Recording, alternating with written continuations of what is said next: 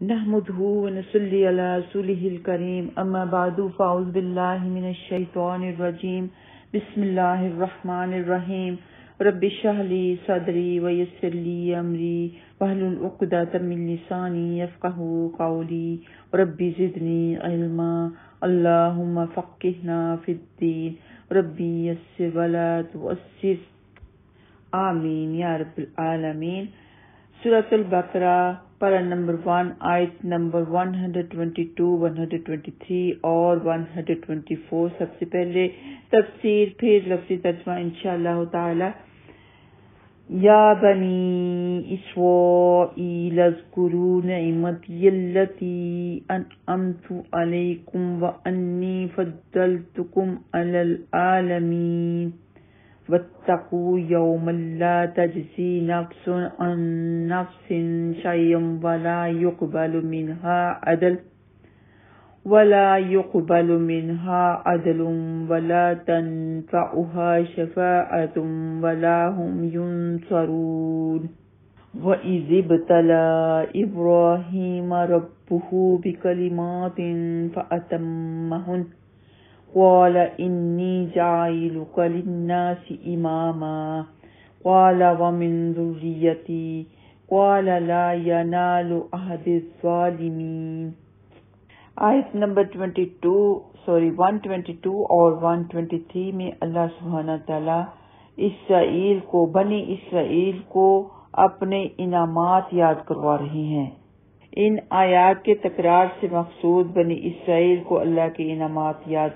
دلا کر نبی اکرم صلی اللہ علیہ وسلم پر ایمان لانے کی ترغیب دلانا ہے، یعنی کہ کتنے میں نے تم پر انعام کیے، تمہیں سارے جہان والوں پر فضیلت دی، تو تمہیں جو کہا جاتا ہے وہ کرو، ایمان لے کے آؤ، نبی پاک صلی اللہ علیہ وسلم پر ایمان لے کے آؤ، کہ محض حسد کی بنیاد پر ان کا انکار نہ کرو، اور تورات میں ان کی جو صفات بیان کی گئی ہیں انہیں نہ چھپاؤ، اور قیامت کے دن کے عذاب سے ڈر جاؤ، وہاں کوئی کسی کے کام نہیں آئے گا۔ جو وہ تورات میں نبی پاک صلی اللہ علیہ وسلم کی آمد کے بارے میں بتایا گیا تھا، ان کی صفات بتائی گئی تھی، ان کو چھپا لیتے تھے حسد کی وجہ سے، ضد کی وجہ سے۔ فرمایا ایسے نہ کرو، اور اس دن سے ڈر جاؤ جس دن کوئی کسی کے کام نہیں آئے گا، کوئی کسی کی سفارش نہیں کر سکے گا، کوئی کسی کی مدد نہیں کر سکے گا، کوئی فدیہ قبول نہیں کیا جائے گا۔ تو آگے آیت نمبر 124 میں اللہ سبحانہ تعالیٰ فرما رہے ہیں کہ وَإِذِ ابْتَلَىٰ إِبْرَاهِيمَ رَبُّهُ بِكَلِمَاتٍ فَأَتَمَّهُنَّ، اور جب ابراہیم کو اس کے رب نے چند باتوں کے ساتھ آزمایا تو اس نے انہیں پورا کر دیا، یعنی حضرت ابراہیم علیہ السلام نے ان کو پورا کر دیا۔ فَأَتَمَّهُنَّ، اور یہ کہ بنی اسرائیل سے خطاب کی ابتدا اللہ کی نعمتیں یاد دلانے اور قیامت اور اس کی ہولناکیوں سے ڈرانے سے ہوئی۔ مسلسل 84 آیات میں ان پر اللہ کی نعمتوں کے ساتھ ساتھ ان کی نافرمانیوں کے ذکر فرمایا۔ آخر میں دوبارہ انہیں اللہ کی نعمتیں یاد دلائی گئیں اور آخرت کے دن سے ڈرایا گیا اور متنبع کیا گیا کہ اوپر بیان کی ہوئی بد کرداریوں کی وجہ سے تم ظالم ٹھہرے، سو اب امامت اور قیادت بنی اسرائیل سے بنی اسماعیل میں منتقل ہو رہی ہے، یعنی حضرت اسحاق علیہ السلام کی اولاد سے بہت سے انبیاء اکرام پیدا ہوئے، لیکن ان میں سے زیادہ نے نافرمانیاں کی، بدکرداریاں کی، ظلم کیا۔ تو اب حضرت عیسیٰ علیہ السلام سے اللہ سبحانہ تعالیٰ نے حضرت محمد صلی اللہ علیہ وسلم کو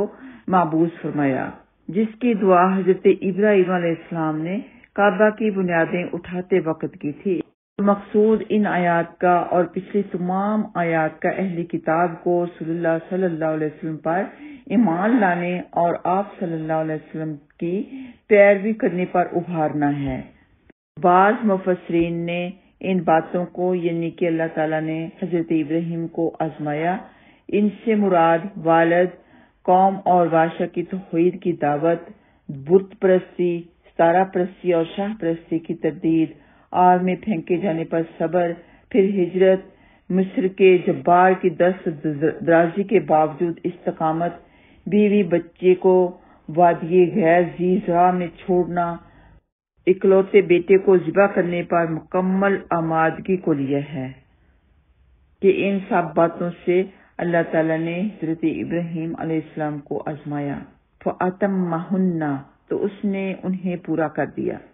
ان کلمات کی تعین کے بارے میں سیدنا ابن عباس رضی اللہ تعالیٰ عنہ بیان کرتے ہیں کہ اللہ تعالیٰ نے ابراہیم علیہ السلام کو طہارت کے ساتھ آزمایا،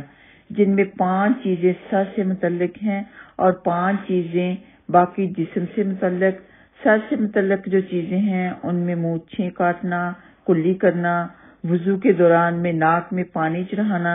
مسواک کرنا اور درمیان سے مانگ نکالنا۔ جو چیزیں باقی جسم سے متعلق ہیں ان میں ناخن کاٹنا، انڈر ناول ہیئر ریموونگ کرنا، سرکمسیشن کروانا،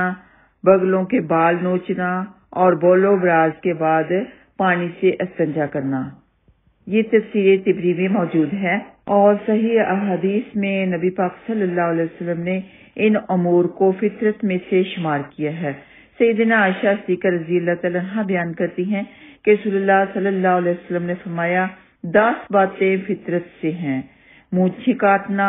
داڑھی بڑھانا، مسواک کرنا، وضو کے دوران میں ناک میں پانی چڑھانا، ناخن تراشنا، پوروں کو دھونا، بغلوں کے ہیئر ریموو کرنا، انڈر ناول ہیئر ریموونگ کرنا اور جسم پر پانی بہانا۔ اور راوی کا بیان ہے کہ 10ویں بات میں بھول گیا ہوں، یہ شاید کلی کرنا تھی۔ وقی کہتے ہیں کہ جسم پر پانی بہانے سے مراد استنجا کرنا ہے۔ یہ مسلم نے روایت کیا ہے۔ حقیقت یہ کہ ابراہیم علیہ السلام کی آزمائش میں یہ سب باتیں، سب چیزیں شامل ہیں۔ اللہ سبحانہ تعالیٰ نے ان کو جو حکم بھی دیا انہوں نے پورا کر کے دکھایا۔ بڑھاپے میں بیٹے کو ذبح کرنے کا حکم ہوا تو پورا کر دیا۔ 80 سال کی عمر میں سرکمسیشن کا حکم دیا تو وہ بھی پورا کر دیا۔ ہر حکم کو پورا کیا۔ اس آیت میں حضرت ابراہیم علیہ السلام کی بزرگی کا بیان ہوا، جو توحید میں دنیا کے امام ہیں۔ انہوں نے تکالیف پر صبر کر کے اللہ تعالیٰ کے حکم کی بجا آوری میں ثابت قدمی دکھائی کہ اے نبی پاک صلی اللہ علیہ وسلم، تم ان مشرکین اور اہل کتاب کو جو ملت ابراہیم کے دعوے دار ہیں، ذرا ابراہیم علیہ السلام کی فرما برداری اور اطاعت گزاری کے واقعات تو سنائیں، تاکہ انہیں معلوم ہو جائے کہ دین حنیف پر کون قائم ہے، وہ قائم ہے یا آپ صلی اللہ علیہ وسلم قائم ہیں۔ تو جب اللہ سبحانہ تعالیٰ نے فرمایا کہ انی جاعلک للناس اماما، تو حضرت ابراہیم علیہ السلام اپنی امت کی خوشخبری سن کر اپنی اولاد کے لیے بھی یہی دعا کرتے تھے، جو قبول تو کی جاتی ہے لیکن ساتھ ہی خبر کر دی جاتی ہے کہ آپ کی اولاد میں ظالم بھی ہوں گے جنہیں اللہ تعالیٰ کا عہد نہیں پہنچے گا، وہ امام نہ بنائے جائیں گے، نہ ان کی اقتدار اور پیروی کی جائے گی۔ چنانچہ ان کی دعا تو قبول ہوئی کہ ان میں سے حضرت ابراہیم علیہ السلام کی اولادوں میں سے انبیاء اکرام پیدا ہوئے۔ حضرت ابراہیم علیہ السلام کے بعد جتنے بھی رسول آئے، انبیاء اکرام آئے، سبھی حضرت ابراہیم علیہ السلام کی اولاد میں سے تھے، اور جتنی بھی کتابیں نازل ہوئیں سب آپ کی اولاد میں سے ہی ہوئیں۔ تو حضرت ابراہیم علیہ السلام اپنی امت کی خوشخبری سن کر اپنی اولاد کے لیے بھی دعا مانگنے لگے کہ وَمِن ذُرِّيَّتِي، اللہ سبحانہ تعالیٰ نے فرمایا لا ینال عہد الظالمین، کہ آپ کی اولاد میں سے نبی بھی بنیں گے، خلیفہ بھی بنیں گے، لیکن ان تک یہ عہد نہیں پہنچے گا جو ظالم ہوگا، کہ آپ کی اولاد میں سے خلیفہ ہوں گے، نبی ہوں گے، لیکن ان میں سے کچھ ظالم بھی ہوں گے،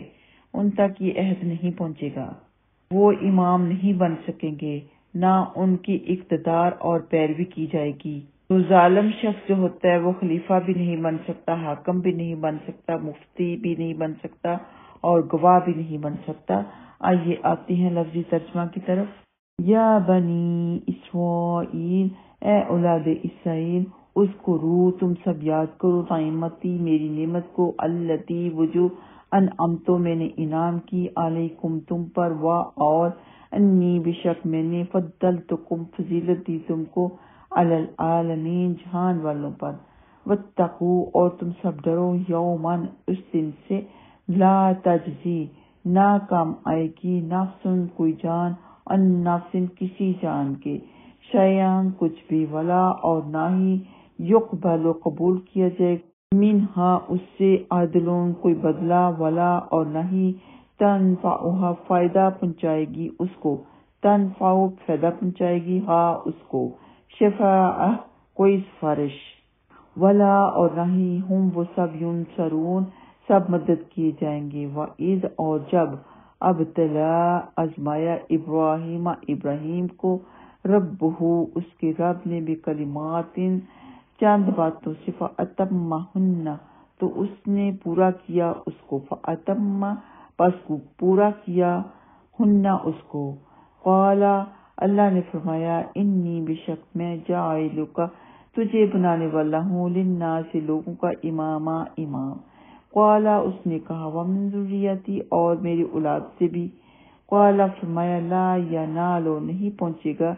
عہدی میرا عہد الظالمین ظالموں کو اللہم اہدنا الصراط المستقیم وآخر دعوانا ان الحمدللہ رب العالمین السلام علیکم ورحمۃ اللہ وبرکاتہ.